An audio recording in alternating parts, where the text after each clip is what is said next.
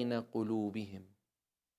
And Allah is the one who unified and created affection between the hearts of all of these subsections of the community. And similarly, we ask Allah, Allahumma alif bayna qulubina, that Allah unite our hearts. Then He tells to Prophet sallallahu alaihi wasallam, again, this is an understanding that we must understand. He tells to Prophet sallallahu alaihi wasallam, وَلَوْ أَنفَقْتَ, O Prophet of Allah, if you were to spend مَا فِي الْأَرْضِ جَمِيعًا, if you were to bring the entire treasures of this world, and you were to spend أَنفَقْتَ مَا فِي الْأَرْضِ جَمِيعًا مَا أَلَّفْتَ بَيْنَ قُلُوبِهِمْ, you would not have been able to create affection between the hearts of the Sahabas. So this ulfa, what we learn from this ayah, is a product that Allah places in the hearts of in the community, in the hearts of individuals, in the hearts of the community, in the hearts of masajid, in the hearts of Muslims. It is from Allah subhanahu. We have to ask. That's why Prophet sallallahu alaihi wasallam used to ask, Allahumma alif bayna qulubina. Oh Allah, join our hearts and create affection between our hearts. وَلَكِنَّ اللَّهَ أَلَّفَ بَيْنَهُمْ إِنَّهُ عَزِيزٌ حَكِيمٌ. Allah is the one who created affection between their hearts. إِنَّهُ عَزِيزٌ حَكِيمٌ. He is all-powering and full of wisdom. Abu Hurairah radiallahu anhu, he says, إِنَّ الْمُؤْمِنَ يَأْلَفُ وَلَا خَيْرَ فِيمَ يَأْلَفُ وَلَا يُؤْلَفُ. A believer is the one, whenever he finds another believer, you find opportunities to create affection and connection. But then the ending of the hadith is really strong. And he says, وَلَا خَيْرَ. Prophet ﷺ said, and there is no khair in the one who does not seek to create an affectionate bond with their community. وَلَا يُؤْلَفُ, or he has closed himself up so nobody can build a bond with him. Such a person who doesn't initiate or does not reciprocate. You don't initiate an affectionate bond with your new fellow members, or you close yourself up and people are initiating but you block them out. La khayra fi, that person has no khair in him. Mujahid, he says, Ibn Abbas saw a person. He narrates a story that Ibn Abbas radiallahu anhu, he was once sitting and ra'a rajulan. He saw a person. فقال إن هذا ليحبني. This person really loves me. قالوا وما علمك بهذا. How did you get to know? Like, did you get a wahi? Like, how did you get that information?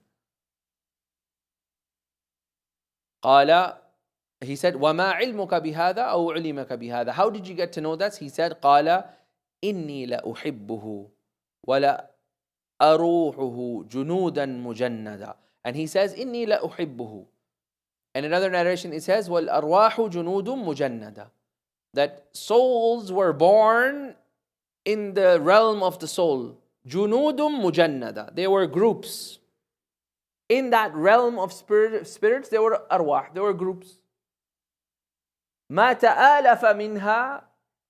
Whichever one in the heavens, they got to know one another, ائتلف. They become connected to one another in this dunya. وَمَا تَنَاكَرَ مِنْهَا. And whosoever they were estranged from one another in the spirits, اختلف. When they come in this world, they will have ikhtilaf. So this is the source. Right? Ibn Abbas recognizes that there are going to be people where you will see them, right? And you will feel like, I've known this person for centuries. And there will be a person in your life that you've known them for at least 10 years and you could never build that connection with him. But the command of Allah comes to tell us that even with that you cannot connect, you must connect. You must seek to connect. And never cease and allow anyone else to connect when somebody tries to connect with you. Imam Ghazali, he says, Al-ulfatu thamaratu husnil khuluq. Ulfa, this affectionate connection that we are able to build with someone, this bond, it is the fruit of good khuluq. If you find a person, he is closed off on new people. So a new person, musalli, comes in, And if you find a person, he's not very easily open, he doesn't open up, that is an indication that that person doesn't have actual husnul khuluq.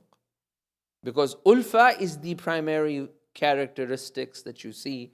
It's like it's a fruit. So if you see a person, ma'loof, he goes, wherever he goes, he can connect. People can connect. Then you find that that person, he has intrinsically husnul khuluq. وَالتَّفْرُقَةِ. And if you find that an individual or a group of individuals or a community, within them is divisiveness. Tafruqa is divisions. That is the thamarat su'ul khuluq. That is the fruit. What you're seeing is the fruit of those individuals' bad akhlaq in private. فَحُسْنُ الْخُلُقِ يُوجِبُ تَحَبُّبْ.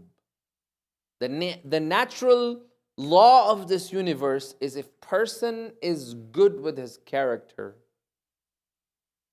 if a person is good with his character, eventually his character will prevail and people will start loving him. People will have love for him. Right? Even Rasulullah sallallahu alaihi wasallam, when he was in Makkah and he started doing the da'wah, right? It took him 23 years before people loved him. Right? But eventually everybody submitted to his khuluq. Right? Everyone submitted. They may have political ambitions, they may have whatever reasons that they may have, or they may understand or may not understand at that time, where people may become antagonists to a particular individual or a group of people. But if they hold on to husnul khuluq, then Imam Ghazali says, tujibul mahabba, or yujibu tahabbub. It is wajib on that person that if you hold on to good character, eventually people will love you.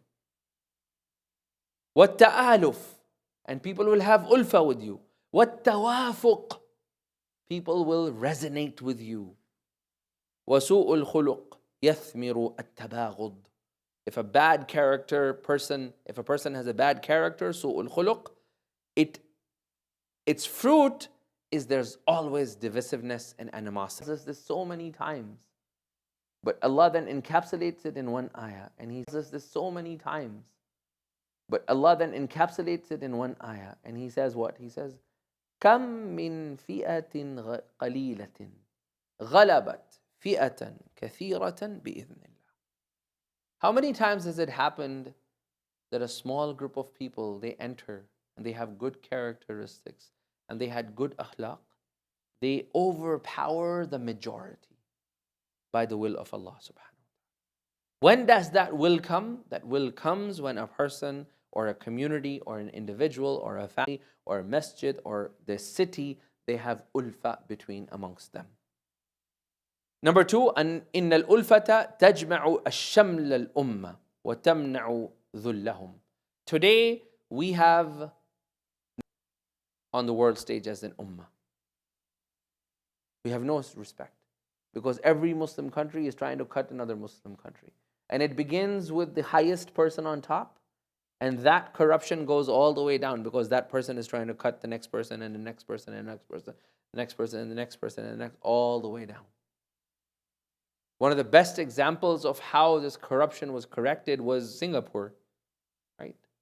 They stipulated that if you are an elected official and if you're caught with a corruption scandal, it's execution. He didn't bring any rules and laws to the people below. And when they instigated that and they executed 3 or 4 ministers publicly, Singapore is the lowest on the corruption index in the world. Because it begins with the leader. And over here he says that Allah subhanahu wa ta'ala, that our separatedness and our shamla, that we are all scattered and not united.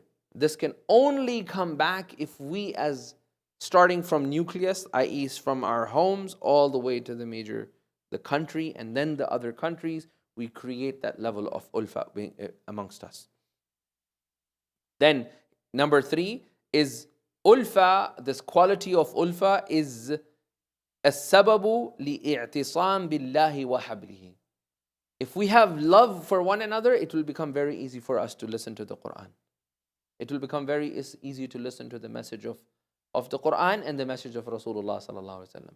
When we read anything in Riyadul Salihin, when we read anything in Quran, it is not going to be like, oh, no, this is for that person and not for me. We won't feel that. It will become easy for all of us to hold on to the rope of Allah and to follow the command, وَاعْتَصِمُوا بِحَبْلِ اللَّهِ جَمِيعًا وَلَا تَفَرَّقُوا. Number 4 is بِسَبَبِ الْأُلْفَةِ يُحْصَلُ الْإِجْمَاعِ بَيْنَ الْمُسْلِمِينَ. If there is mahabba, there is a huge hope and ulfa and affection between all of us. There's a huge hope that all of us can get united. But without ulfa, there is no possibility of unity at all. Now, inshallah, there are asbab of ulfa. What are the things we can do to bring that ulfa into our communities? There are around 9 points that I have. And then we have some examples from the Salafus Salihin that we'll mention, inshallah, in the next class. But again, this is a good suggestion from the brother, because we can this way summarize and look at every single character that we must embody as an individual, as a community, and all of that, inshallah. Barakallahu feekum. Subhanakallahumma wa bihamdika. Ashhadu an la ilaha illa anta astaghfiruka wa atubu ilayk. Assalamu alaikum wa rahmatullahi wa barakatuh.